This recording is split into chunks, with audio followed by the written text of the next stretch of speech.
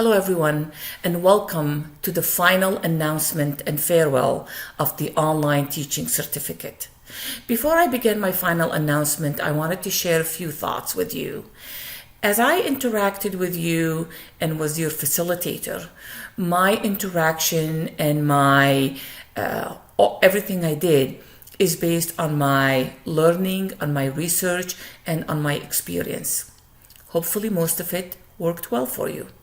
Some might have not.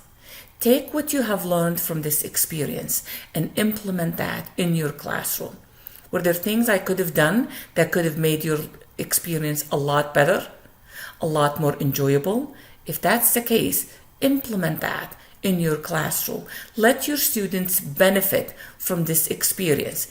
This experience isn't just about learning new strategies, but it's also learning about what's it like to be a participant in a completely 100% online learning environment.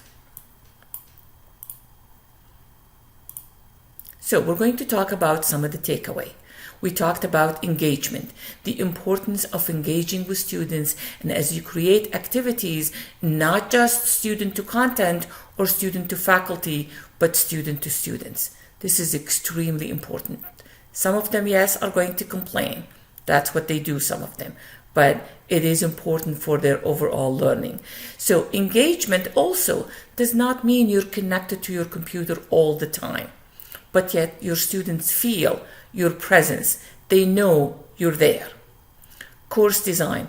We talked about how important course design and syllabus, so students, when they're looking at the material, regardless of the time, day and night, they can find the information. Unlike face-to-face, you're not there to answer questions immediately. The three presence: teaching, social, and cognitive. As you balance, when is your social presence, when is your teaching presence, you're going to come up with strategies that's going to be time-saving and as well make your students feel you have just been there. Create some of these strategies that students don't feel this was a class designed a few years ago and it's just been copied from term to term. ADA compliance. Some of this gives students the most overwhelming feeling. There's a lot to be done. Do what absolutely has to be done now. Ensure that your new content are created with accessibility in mind, and then work on things as they come up. Balance workload and family. It's okay to say, I don't connect to my computer on the weekend, as long as you tell your students that. One of the participants said, if you send an email or an inquiry on a Friday afternoon, expect an answer by Tuesday afternoon. That's okay. Students know that.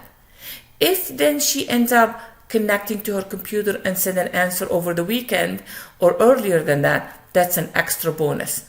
But the norm will be on Tuesday. Some of week 9s, you came up with great strategies on being flexible without overwhelming yourself.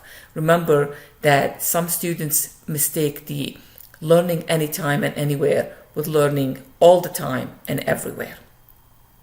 I talked a lot over the last several weeks about self-care, about taking care of you. So you are a very important component of online teaching. So do not forget the you in the formula. So it doesn't mean you completely disconnect from the course. I reviewed a course where a faculty did not step a foot for over 6 weeks. That's not self-care. That's neglect. Look for strategies that help you do things better. Learn to work smarter, not harder. Networking, extremely important for you as a faculty and for your students. Create some of these strategies and some of these lessons and assignment where students are forced to interact with each other. Trust me, isolation is a thing for you and for your students. Human interaction. We are social beings. So at a synchronous session, if you don't have a weekly synchronous session, that's okay. Before a major test, before a major assignment, where it's an hour, students can come in and ask questions. If you find, for me that work, where students have to send the question in advance, that makes them listen to the material, understand it, and then only have what they didn't understand. Whether the course is online or any format, we've all had the students that come to office hours, whether it's brick and mortar or online. I'm having issues. What is it you're having problem? Everything. Everything is not an answer. Everything means they didn't take the time to learn the material. Share the joys and the struggles of teaching online. There's a lot of joys in teaching online, but there's a lot of struggles as well. Share your strategies. Maybe a colleagues have strategies that maybe you don't use 100%, but you modify it to fit you. Share those. As I come to the end, really has been a pleasure having you the last few weeks. I wish you the best of luck in your professional learning as you continue to become one of the great online instructors. You all have my emails. If I can be of help, don't hesitate to reach out to me. I wish you the best of luck. This is your facilitator, Arifa Garman.